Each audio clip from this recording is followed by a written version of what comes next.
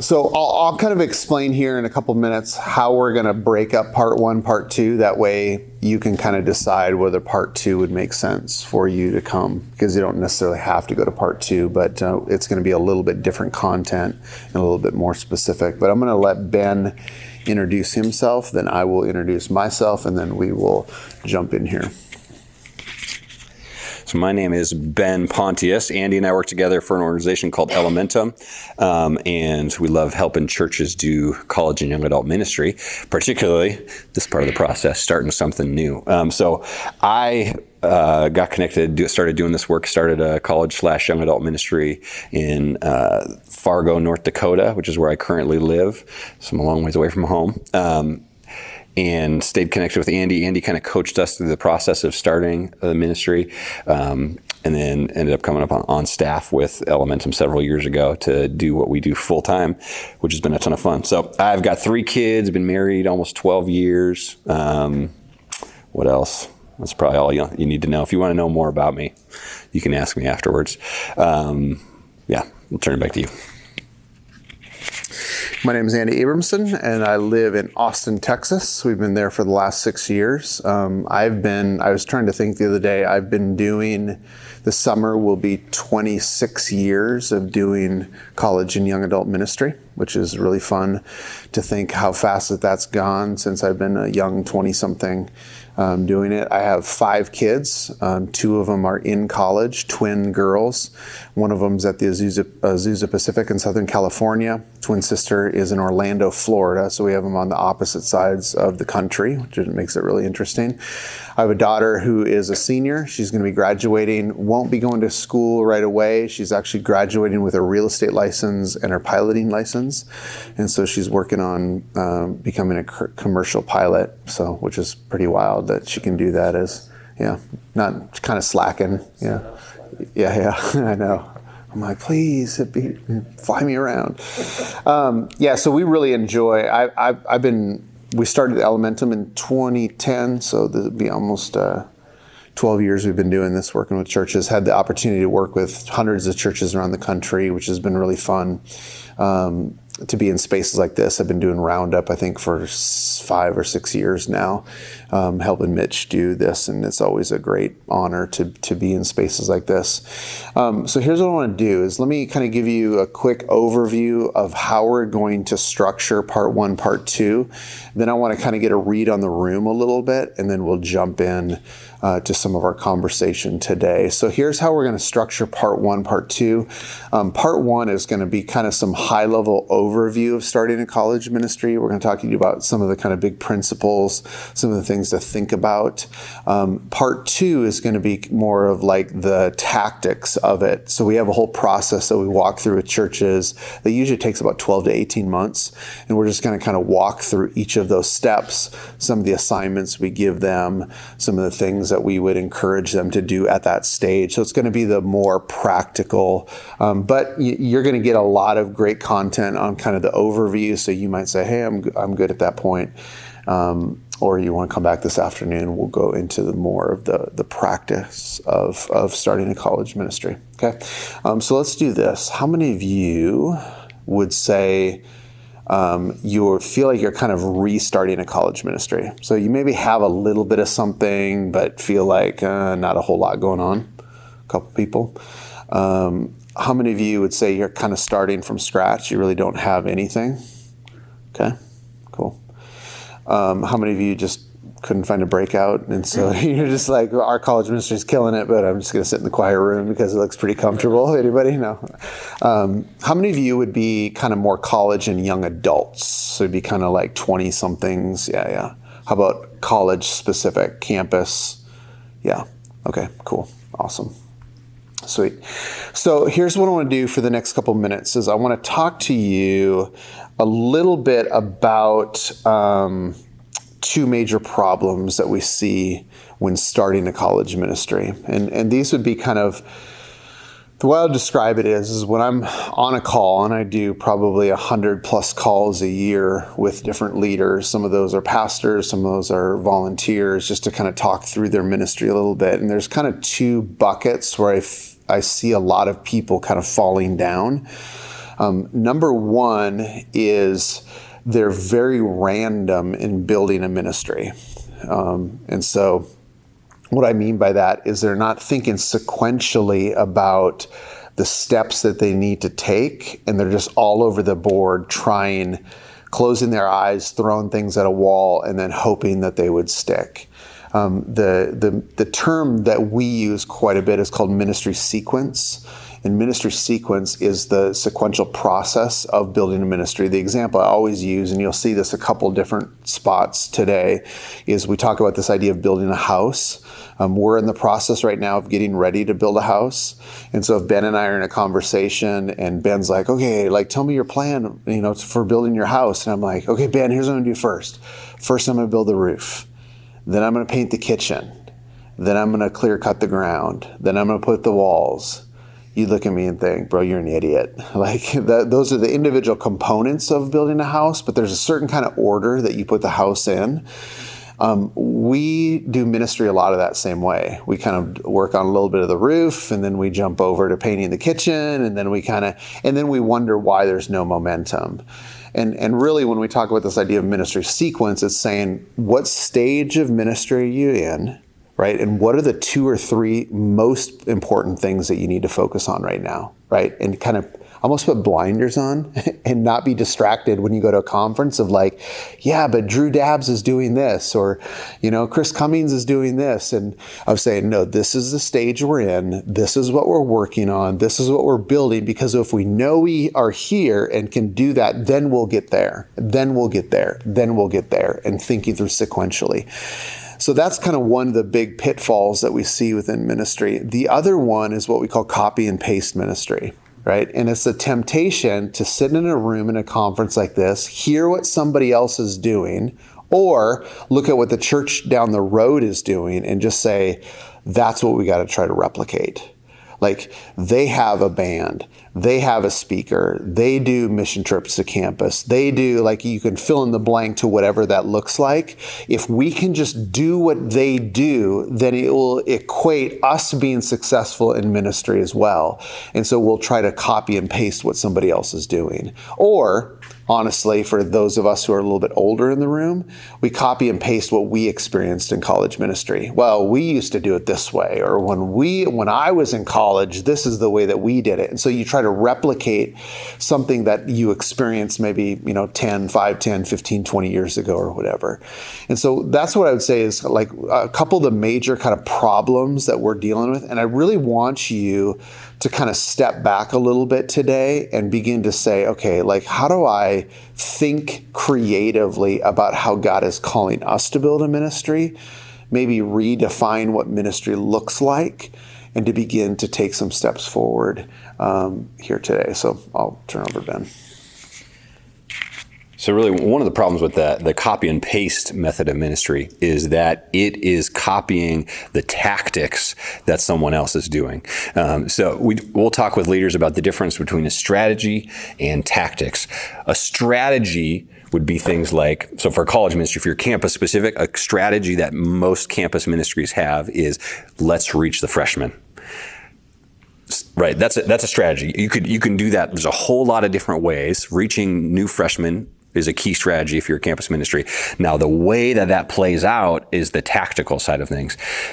And this is the challenge. People will say, okay, we see this ministry over here is doing this tactic, so they want to reach freshmen, and they're doing, they're spending several $1,000s setting up this sweet giveaway and all this stuff, and they're reaching thousands of freshmen, and they're getting all these names, and they're doing phone follow-ups and one-on-one meetings and stuff. And you're there at the church of 200, and you're like, my budget is $25, and I have one student who's super awkward, and they're never going to do those follow-up phone calls.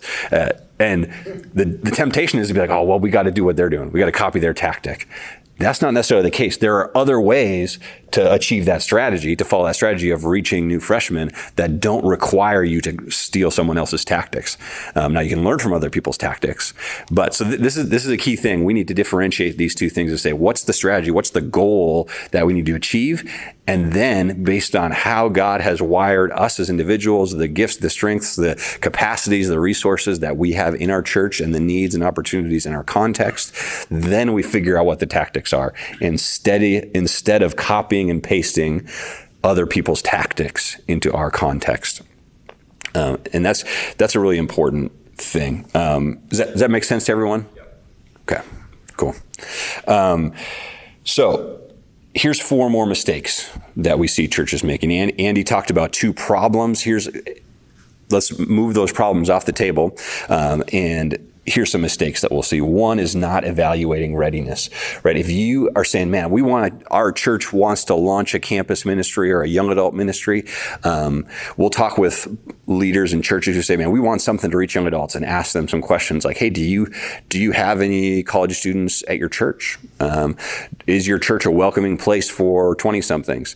Or do you have someone who wants to take on kind of a key role in making that happen? And if a lot of those things are missing, they might not be ready to launch a ministry. Now, that doesn't mean they shouldn't pursue launching a college ministry or launching a young adult ministry. It just means there's some foundational things that are missing, some pre-work that needs to be done before we think about launching a ministry. So that's number one. The readiness might include things like, hey, are we willing to, do we have resources? Are we willing to put resources behind this thing? Do we have a vision or a sense of here's what it would look like for our church to more effectively reach college students and young adults? Number 2, there's not having a specific leader. One of the things I'm really passionate about is team leadership. I don't think there should be solo leaders, but that does not mean you don't have someone who's on point, who's the point leader. They're going to take the initiative. They're going to make things happen. They feel the weight and the sense of responsibility for the thing. Now, I don't think that should be done by one person. Sometimes that's what it looks like. Just the reality of the context you might be ministering in means you're the person who's doing it for now. But 2 years from now, it shouldn't be just you. If it is just you, that's a breakdown in some of the things that you're doing. But if you don't have a specific leader, nothing's going to happen. And we've seen churches say, we want to start something, and we have these 6 people who are interested in something happening. We got these 6 college students, but none of them want to take the role of point leader. It's probably not going to go very far. You need someone who's willing to take that point role. Now, that does not necessarily mean they're going to be the person to lead it for all time. It might mean that they're there for 6 months, get things up and running, and then they transition out, which is the reality of the stage of life. So number 2 is not having a specific leader. Number 3 is not doing the work of laying a solid foundation. We'll talk about this more in a little bit. But a lot of times we rush to launching something. We want to have a campus ministry, so we're going to start we're going to become a campus organization, and we're going to start a worship service on campus. Or we want to reach the young adults in our city, so we're going to start a young adult midweek Bible study. But we haven't done any of the work to prepare and make sure that that's actually what is going to achieve the mission of making disciples of Jesus among that demographic.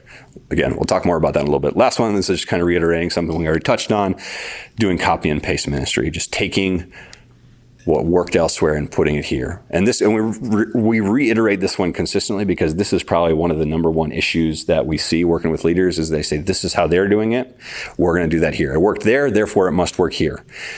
And again, that's going back to the strategy versus the tactics. You can copy and paste all the tactics you want, and it's only going to work to the extent that you are the leader that person is, and your context is the context that their context is. So those are four breakdowns. Andy's going to talk through a really helpful kind of framework for thinking about disciple making that is absolutely crucial for you to understand, I think, before you dive into launching something. Yeah, so this is a framework that we utilize with a lot of our leaders called upper room, lower room. And it's just kind of a good conversation, and it's a good kind of starting point to think about ministry and what needs to be built and the different pieces that need to be built along the way. And so I'm going to build a kind of a house here. And in this house, I'm going to have 2 different levels. And on the upper level, we're going to call this the upper room. And on the lower, this is the lower room. Makes sense. Okay? Up is up, low is down, right? Okay? So here's the question. So here's, we'll say this is campus or a city. You have these college students or these young adults. The question is what is going to bring them into the orb of your ministry, right? Like, what are those kind of key things that draw people in? In this framework what we talk about is the 4 Ps. The 4 Ps are what we consider initial factors that will pull somebody into a ministry, okay? Number 1 is we talk about this idea that place can become a factor that draws somebody into a ministry. Right, and you can kind of define place in 2 different ways. It can be sometimes, maybe a little bit different congregations. It can be like the aesthetics, kind of how cool the room is a drawing factor. But for a lot of like college ministry, it can be like proximity is a drawing factor. So how close that the ministry is to where the student resides. So I'll give you an example. So one of the breakout leaders here, Chris Cummings, we've been working with him for the last 3 or 4 years now. He just moved this winter to Tucson, Arizona. They're going to be planting a church next to the University of Arizona in Tucson. My wife and I went out and spent 2 days with him and Kristen, and they were showing us around Tucson, all the kind of spots where college students are at, showed us the football field, walked through campus. And on the last day, he's kind of driving us around the perimeter of the campus. And he shows me a middle school, and he says, "That's the spot." I'm like, "What do you mean?" He's like, "That is the perfect spot for us to put our church plant."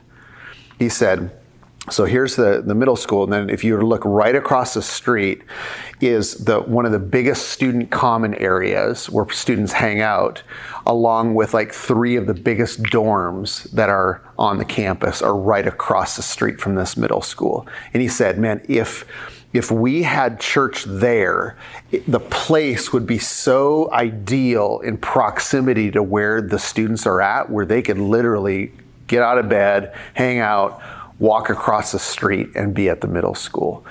So place can become a factor to why a student would come into the orb of your ministry. Number 2, the second P is programs, right? So there can be students, young adults, that are attracted or come initially into your ministry because of a program that you have.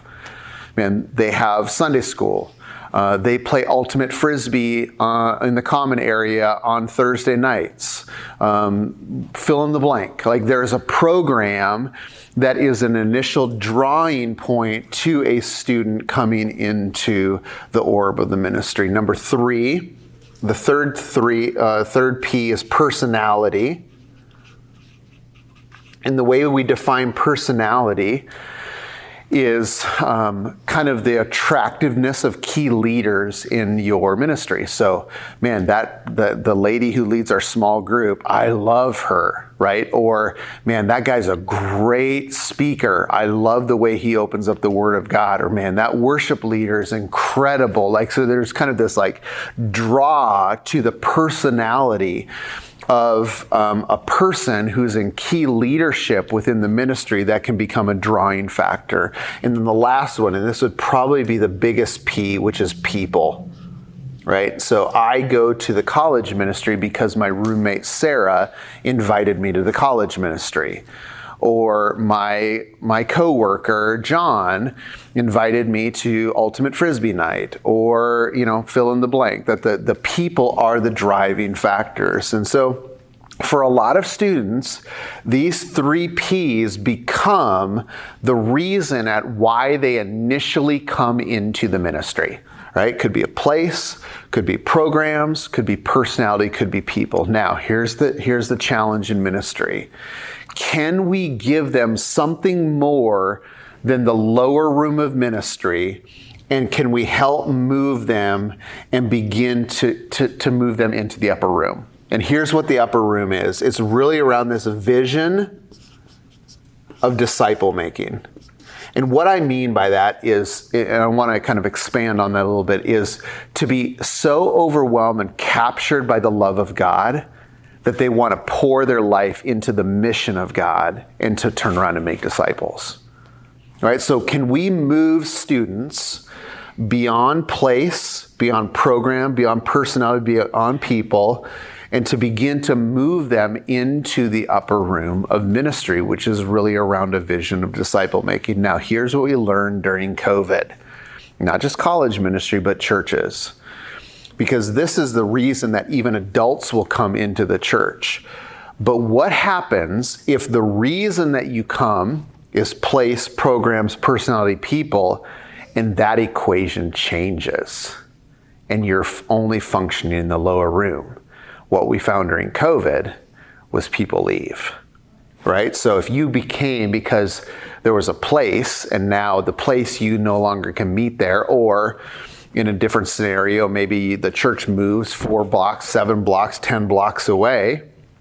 Now it's not as close as it used to be. And now, I don't know if I want to go there anymore. Or, man, we used to do Ultimate Frisbee on Thursday nights, and they don't do Ultimate Frisbee on Thursday nights anymore. And so now, because that program is no longer there, now it's like, well, I don't know if I want to go to the college ministry anymore. Or, man, the guy who used to lead worship, man, I loved him. The new guy, not so good, you know? And all of a sudden it's like the personality no longer attracts him anymore. Or, hey, Sarah, my roommate, graduated and she moved to San Antonio and no longer goes to the college ministry. And so I just don't feel as connected anymore. And the reason that that happens is because we have allowed people just to stay in the lower room of ministry and have never moved them into the upper room. And so here's what I want to encourage you, and what we're going to encourage you through the rest of our time today as we begin to this afternoon kind of walk through a process is, my argument is we need to do both, right? We need to have some kind of structure of lower rooms, of saying place, programs, personality, people. Yes, those things are important. But if that's all that your ministry is, and you never develop an upper room of ministry, the moment the equation changes for somebody who came, they're going to leave. The moment you leave, everything falls apart. And so I want to talk to you, and this is what we're going to talk about this afternoon. There's really kind of 3 steps that we see in building the upper room. Number 1, and you'll hear this in a few minutes, we want to get the leader in the upper room. You'd be surprised how many pastors, leaders I talk to who have never experienced or never caught a vision of disciple making. They have only functioned in their ministry in the lower room, right? So what we want to do is say, hey, there's something more to ministry, and we want you to experience that. We want you to catch a vision of disciple making, to understand the mission of God, and so we want to get that leader. Secondly, we want to begin to move and to get really a team of people in the upper room. And so now this leader is going down and actually bringing other people up into the upper room to experience a vision beyond just lower room activities. And then number 3 is we want to begin to think about systems. And it's really about this idea of, man, what if we actually created a staircase that we could help people move into the upper room? But to do that, we need to get the leader in the upper room. That leader needs to begin to invite other key members into the upper room. And then ultimately, we're going to push towards building a system. So one of the things that we would advocate for is really, this becomes easy for us. And a lot of you are sitting in the room because of these things. Well, tell me the place to meet, right? Tell me the program I should run. Tell me, like what my personality, whatever. Like those are the reasons of why we're here. But I want to make sure that we're not just hanging here and also developing a deeper, wider, stronger ministry where we're pulling people into something greater of mission, that no matter when they leave your ministry, that they will be captured by this, that ultimately they will take those things and begin to move them forward. Does that make sense? Any questions on that or thoughts on that? That's kind of a framework that we use with a lot of churches to kind of help them balance the structure and organization of ministry, also with this upper room of a vision for disciple making. Just one comment on this. I think the tendency, Andy kind of mentioned this, but the tendency to say, oh, we want to start a college ministry, right? That's the name. Starting a college ministry is the name of this Breakout. We assume the default, most people, like Andy said, is you're thinking about this. How do we get more students at our Sunday school? We want more people in this place for this program. How do we get more young adults in our midweek Bible study that we do at our pastor's home or whatever. And what I'm going to say in just a few minutes here is that this is not the place to start. Like Andy was saying, these are things you're going to develop, and they're valuable, they're important. Like Jesus had all these lower room things, but this is not the place Jesus starts his ministry. He starts with himself, right? Obviously, he has a heart for the vision of disciple making. He has a heart of his Father. I'm reading through the Gospel of John with a few guys currently, and over again, right? Jesus says, I only do what I see the Father doing. I only say what I hear the Father saying. And people are consistently confused and angered by him saying stuff like that. So what we're going to say here is this is where you need to start. These things will come as you do these things. And what you do here will become clear once this is in place, once you have a clear vision of disciple making. So why don't you go to the next one? Is it the steps? Yes. Yeah. So here's a question for you guys. We're using the same metaphor of building a house in multiple ways, like Andy said earlier. If you were buying a plot of land, right? Andy gave the metaphor earlier. If he was going to build a house, he was going to buy the roof and stuff first. That'd be silly. If you bought a plot of land and were building a house, what's the first step you need to do?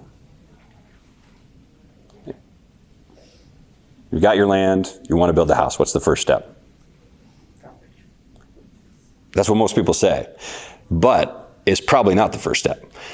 Because before you can build a foundation, you need to make sure the ground's level. You probably need to survey the ground and make sure it's not swampy. There may be some big rocks you got to move out of the way. You may have to clear cut some trees. So when we talk about the first stage, we call this stage 0 of starting a college ministry. It is about preparing the ground. Most people assume if I'm going to build a house, I build the foundation. That's stage 1. If you are starting from scratch and don't have anything, you're not at stage 1. You're at stage 0. You need to prepare the ground. And these are the 4 steps that we're going to talk about. And I'm going to give you a brief overview, kind of like 60-second snapshot of each one of these. I guess realistically, I may do more than 60 seconds, but we're going to dive deeper into each one of these this afternoon and talk through here's practically how you can implement some of this stuff. But step number 1, this is, I'd say, the most important. And I say it's the most important because it is one of the ones that is skipped most frequently by people who are starting a ministry. Discern your context. What we mean by that is you need to know the context that God has placed you in. You need to know general data about it. You need to know the stories that people are telling in that context. What are the struggles, the issues that they're facing? What's the pain? This afternoon we'll talk about some more P's. We've got 4 P's here. There'll be 5 P's or maybe 6 this afternoon that are helpful for questions to ask about your context. So you need to know the context that you're coming into, right? If I live in Fargo, North Dakota, very different context than Dallas-Fort Worth. The weather is significantly different, and that alone is enough to change how I need to do ministry, right? The ministry that I can do in the summertime in Fargo, North Dakota is very different than the ministry I can do in wintertime in Fargo, North Dakota, because we do summer grill outs was a consistent thing for a bunch of years, and we would get 80 to 100 people on a regular weeknight.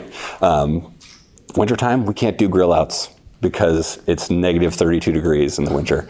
And that's not an exaggeration. That's a normal thing. So know your context. A couple things that might look like. And again, we'll dig deeper into this afternoon. You should know demographic data. How many college students are on the campus you want to reach? How many young adults are in your city? There are really easy ways to find that out. One resource is datausa.io. It's a website where you can go type in your city name, type in your campus name, and it'll give you some basic demographic data. So datausa.io. We'll talk more about some tools for that this afternoon.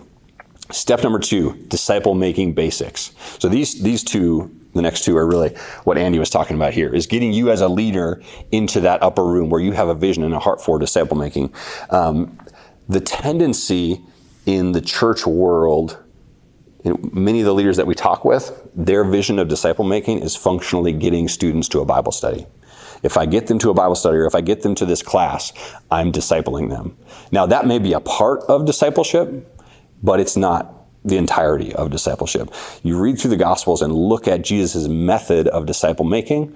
It is so much more than an education model. Yes, information transfer is important, but there's also the context of relationship. There's also the context of they are on mission together. They're encountering and observing how Jesus interacts with demonized people, with sick people, with crowds of people, with people who are threatening to kill him. That's what discipleship is. It is people being exposed to your life with Jesus, and by that exposure, they're going to have questions, and you're going to be able to answer those questions, right? Here's a principle that I think is so helpful as adults, and I count college students as adults in this statement. Adults learn on a need-to-know basis. You learn stuff when you need to know it, and that might be, I'm in this class, I need to know this information because I'm going to get tested on it. But more commonly in everyday life, the stuff that you remember is stuff that you needed to know. And most of the disciple-making methods we see people using does not follow that.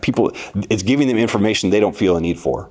So you look at Jesus' method of discipleship, and he puts his disciples in situations where they're like, oh crap, how do we handle this? We prayed for this demonized boy, and the demon didn't come out, and Jesus comes down off the mountain and is like, well, let me show you how to do this. And he says stuff like, oh, this kind only comes out by fasting and prayer, right? So guarantee his disciples learned that lesson pretty well, because they were like, man, we just got schooled. Like, we thought we knew how to do this, solve this problem, and then we realized we don't know how to solve this problem. And then Jesus comes in and demonstrates, here's what this looks like to do that. That's a better picture of disciple making than I'm going to educate you on how to study your Bible. Now, again, that's a key piece of discipleship, but it's not the entirety of discipleship. Last piece, or piece number 3, leadership basics. It's really about, are you living out what you're calling people to live? Again, I'm consistently surprised by how many people leaders will talk to who functionally their leadership is running events. Their leading of ministry is, I put on an event for students to attend or for young adults to attend, rather than I live the mission. Like, here's a question to ask yourself: particularly if you're in vocational ministry, how many friends do you have that are not Christians? And I don't mean like how many acquaintances do you have that your neighbor that you wave at as you drive out. Like, how many actual friends do you have? Like, people who you hang out with and have fun with who are not Christians. Because if you're calling your students to make disciples and you don't have friends who aren't Christians, it's not going to work, right? There's a reason that Jesus was like labeled as the friend of sinners, because he had sinners who were his friends. So particularly if you're in vocational ministry, this is a challenging one. Saying, man, am I living what I want to see the people I'm leading living? If you're not doing that, you're not going to lead them into what you want to lead them into. You can label the mission all you want, but if you're not embodying it and living it out, it's not going to work. Here's a key thing that I want to point out. All these things happen before you start something. So from the outside perspective, so start something simple. Now we're moving into this piece. Now we're establishing something, we call it more formal ministry, something that's like officially happening. These things are all foundational work. You're preparing the ground for starting something. From the outside perspective, most people would see you doing these things, learning about disciple making, beginning maybe meeting one-on-one with a student or two, making sure your life is aligning with the mission that you're calling your people to. They're going to look at those things and probably be like, man, there's not a whole lot going on there. We don't have a college ministry yet. Where are the students? Where are the young adults? They're not showing up on Sunday. We wanted to have a worship service on Sunday night where there was going to be 40 or 50 young adults, and they're not there. this stuff all precedes the starting something. And that's a key point. And the last piece I want to say about this one is it's about starting something simple.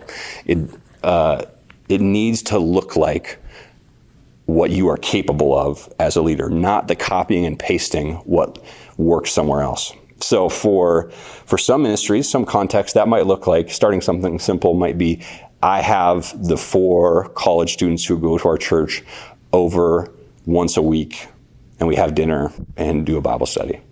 And that's an awesome place to start. That might look like, we're going to start with a game night. We had our ministry in Fargo. We had a group that they realized that there were 3 people who are a part of our ministry that were all living in the same apartment complex. And they're like, man, we could totally start something in our apartment complex. And what that looked like, rather than being like, man, we're going to do like this big evangelistic push, we're going to door knock and, or start a worship service next in the like community room or whatever. What they landed on was they discerned their context. They were all pretty well grounded in some disciple making basics, and they were living that stuff out in other contexts. They said, here's what we're going to do. We all live here. So let's just, as we pass our neighbors, let's invite them to every other week board game night. We'll just have open apartment, come over, we'll provide you dinner, and you can hang out and play board games. And they did that for, it was probably 1.5 to 2 years. Had just some really cool stuff happen out of that. About half of the group that came regularly were not Christians, about half were Christians. And they started out of that, starting some discipleship groups as they got to know people and other stuff. So they started something simple. It was low overhead, and they are all like, this, we would do this anyways. Like this, we'd be more than happy for the 3 of us to get together and do a board game night. So let's just open it up to more people beyond our immediate kind of default context. So starting something simple says, what are you capable of? Another question you ask, what would be fun for you? If your ministry is like consistently draining you, you're probably doing it wrong. Now that doesn't mean there's not going to be times where you're like, man, this is a slog and it's really difficult. But if you're consistently like, I do not enjoy this thing, that's probably a sign that either you haven't done some of this work, or the thing you're trying to create is not what you should be trying to create based on your giftings, your skills, your context. Like we already said, this afternoon, we're going to dive a little bit deeper into each one of these 4 and talk through practically what are some tools, tips, and stuff that we walk leaders through.